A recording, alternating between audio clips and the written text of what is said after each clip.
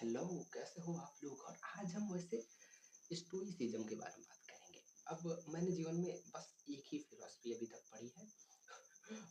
Stoic philosophy बहुत ही inspire किया है हमने, वो कोई बहुत ज़्यादा नहीं पढ़ी है, थोड़ा-सा पढ़ा है। वैसे स्टोइक फ़िलॉसफ़ी है क्या? अब वैसे फ़िलॉसफ़ी का को देख के ना हमारे मन में आइडिया आता है कि भाई कि जो फ़िलॉसफ़ी पढ़ता है, उनको कोई चीज़ों से मतलब नहीं रहता, सब चीज़ भ्रम ही दिखता है और एक्शन नहीं लेते वो लोग, बाल बड़े हो जाते हैं, दाढ़ी बड़े, ऐसे-ऐसे चेहरे आते हैं दिमाग में, पर ऐसा है नहीं स्टोइक मतलब बाकी फ़िलॉसफ़ीज़ मैंने कोई नहीं पढ़ी अभी तक। स्टोइक फ़िलॉसफ़ी है। अब मैं एक कहानी से बताता हूँ तुम लोगों को, बहुत ही बेटर आइडिया लगेगा। अब मान लो कोई रमेश है जो कॉर्पोरेट का एम्प्लॉयी है और वो सुबह उठता है। सुबह उठा वो कितने बजे? सुबह मतलब लेट उठा थोड़ा, 7 बजे, 9 बजे ऑफ़िस है उसका, 7 बजे उठा, नहाया-धोया, खाया, 8 बजे ऑफ़िस थोड़ी दूर है, पहुँचने में थोड़ा टाइम लगता है और बीच में ट्रैफ़िक लग गया। वो पहुँचा थोड़ा लेट और बॉस से पड़ी उसको डाँट। अब वो यहाँ पे क्या होगा, उसने अपनी ईगो पे ले लेगा या फिर थोड़ा उसको या ईगो पे लेगा या क्या होगा, वो सोचेगा अरे यार! ये बॉस है तो कुछ भी कहेगा। और यहाँ पे ऐसे नॉर्मल ये करेगा, फिर दिमाग में दिन भर अपना काम करेगा, थोड़ा-सा दिमाग में वो चलता भी रहेगा और मूड खराब रहेगा, ठीक है? क्योंकि सुबह-सुबह चीज़ें बहुत गंदे तरीके से इम्पैक्ट करती हैं। अब जब वो घर जाएगा, घर गया, ठीक है? उसकी बेटी आती है, हग करती है उसको और ये गुस्से में रहता है, मतलब धक्का देते हुए निकल जाता है डाँट-डूँट के। फिर अंदर जाता है कमरे में, उसको गिल्ट होने लगता है। क्यों? क्योंकि यहाँ पे अगर देखें तो तो 3 प्रॉब्लम यहाँ पे है। जैसे और वो 3 चीज़ हमें सिखाता है क्या? स्टोइसिज़्म। जैसे क्या चीज़ सिखा रहा है? डिसिप्लिन ऑफ परसेप्शन पहली चीज़ है। डिसिप्लिन ऑफ परसेप्शन का मतलब वो जब उसको उसके बॉस ने डाँटा, तब उसको उसने ईगो पे लिया, ठीक है? अब लेकिन देखना कैसा चाहिए था उसको? वो हमें डिसिप्लिन का परसेप्शन के थ्रू ये दिखाते हैं कि मोस्टली चीज़ें जो होती हैं, उनको अगर हम एक अच्छे परसेप्शन से देखें, तो ज़्यादातर प्रॉब्लम होगी ही नहीं। लेकिन तो इसलिए हमें परसेप्शन का डिसिप्लिन बनाना है। जैसे कि उन्होंने कहा कि उन देखा अगर यहाँ पे उनको परसेप्शन था कि ईगो पे ले लिया कि बॉस ऊपर है तो क्या कुछ भी करेगा।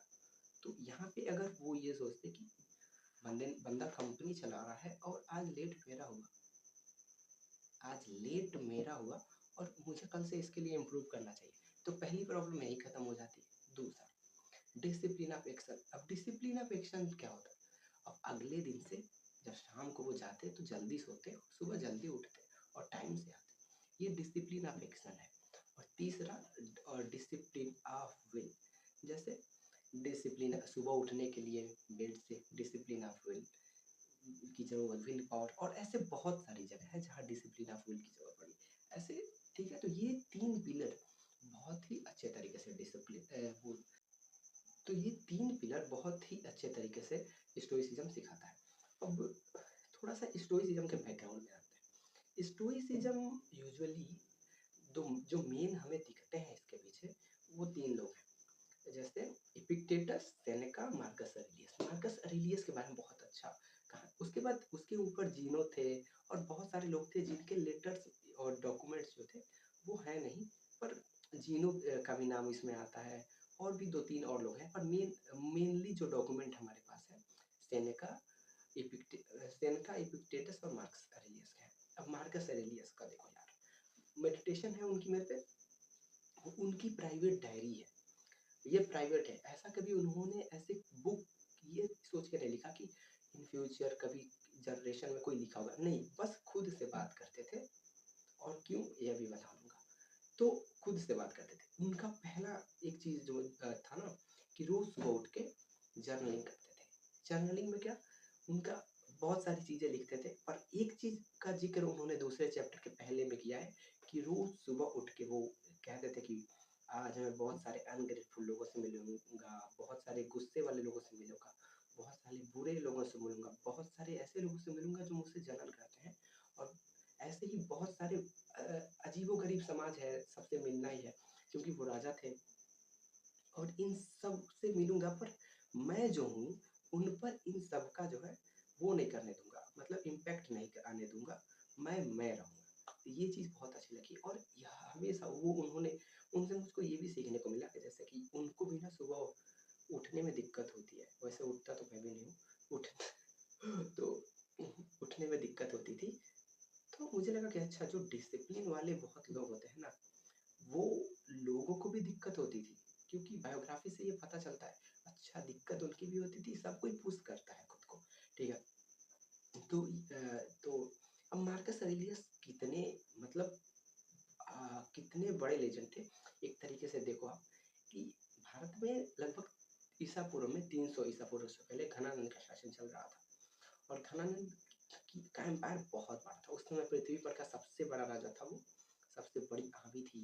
और कि क्या करता था, हर एक प्रकार के मतलब प्लेजरेबल लाइफ पूरा जी रहा था। लड़कियां और सब कुछ, दारू, नशेबाजी, सब।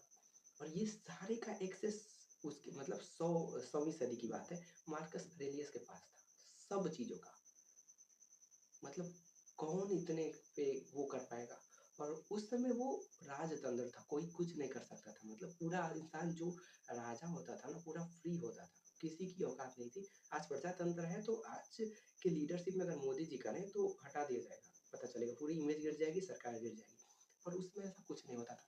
पर इंसान ने सेल्फ डिसिप्लिन से बहुत लंबा रोल किया। और ऐसा नहीं है सामने वाला कि ज़िंदगी बहुत अच्छी रही, नहीं।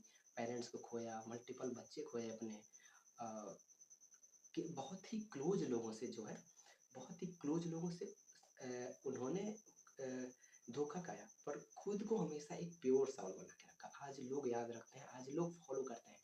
और धीरे-धीरे स्टोइक फिलॉसफी एक बहुत ही तरीके अच्छे से एक्सपेंड हो रही है। और मॉडर्न लाइफ में ये बहुत ही ज़्यादा हमें हेल्प करती है। इनके विचार बहुत अच्छे हैं। अब सेनेका कौन थे? सेनेका एक टीचर थे, सेनेका एक एडवाइजर थे एक जगह पे। और जो इपिक्टेटस थे वो एक स्लेव थे, पर वहाँ से वो एक टीचर बने।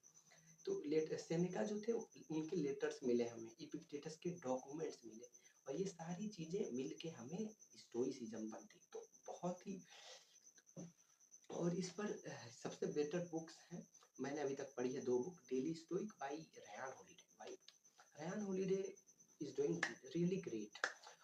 डिसिप्लिन, तो डिसिप्लिन बेस्ड पूरा ये फिलॉसफी है, अलग फिलॉसफी। फिलॉसफी इसको पता नहीं क्यों कहते हैं, एक क्वालिटी ऑफ लाइफ है पूरी अच्छी। जहाँ हम दिन में ये लोग कोल्ड शावर को प्रायोरिटाइज करते हैं, ये लोग वर्कआउट को प्रायोरिटाइज करते हैं, ये लोग जर्नलिंग को वो प्रायोरिटाइज करते हैं। अब देखो एक चीज़ देखो तुम थोड़ा, जो बात है, जैसे कि होता क्या है कि हमने मान लो ऐसे बुक है इमोशनल इंटेलिजेंस, भैया अभी मैं वो यही पढ़ रहा हूँ, इमोशनल इंटेलिजेंस पढ़ी, ठीक।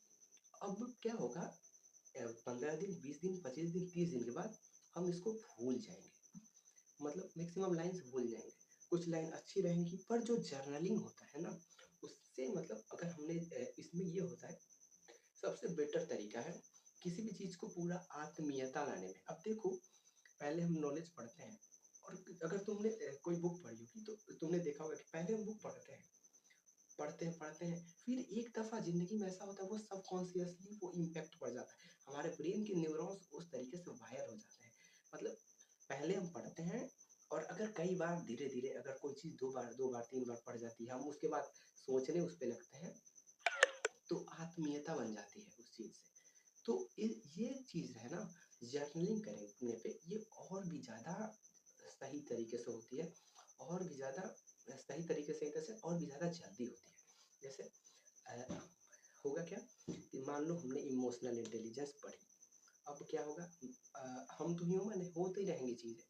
अब मुझसे कोई गलती हुई, अब उस गलती के बारे में मैंने शाम को जर्नलिंग की, और जर्नलिंग चूँकि की, इसलिए चूँकि की, इसलिए उस बुक्स के कंसेप्ट आए, और उस वो चीज़ रिकॉल हुई। अब चूँकि अगली बार जब वो सिचुएशन बनेगी, तो मैं ज़्यादा इस बात की पॉसिबिलिटी होगी कि मैं कर पाऊँगा, कि मतलब मैं उस बुक के कॉन्सेप्ट को यूज़ कर पाऊँगा। नहीं तो, और ऐसे ही होता है चीज़ें, ठीक है? तो कुछ और बात करना था क्या? स्टोइक फिलॉसफी के बारे में, हाँ, रिकमेंडेशन देनी थी मुझे। डेली स्टोइक एक बुक है, वो तुम चाहो ना वो ज़रूर पढ़ना तुम, डेली स्टोइक के बारे में। अब क्या डेली स्टोइक के बारे में बोलूँ यार, मेरे इतना ही नॉलेज है क्या? शायद अभी इतना बोल पाता हूँ। हेडिंग कोडिंग कुछ डिफाइन नहीं रखे, पूरा क्लीन है, बस वैसे बात करने आ गया मैं। चलो कुछ है नहीं तो अब चलते हैं बाय। जैसे मेडिटेशन जो है ना, बायोग्राफी वो बहुत अच्छी लगी मुझको मार्कस एरेलियस की।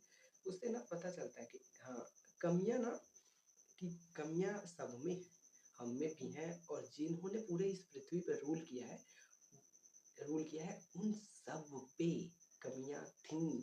उन लोगों ने धीरे धीरे रोज कभी जर्नलिंग के माध्यम से स्ट्रक्चर किया अपने नॉलेज को, और उन कमियों को धीरे धीरे उस मतलब कम करते गए। ठीक है, तो बहुत बेटर वे है। बाकी चलते हैं, बाय। किसी दिन और बात करेंगे किसी और टॉपिक को लेकर।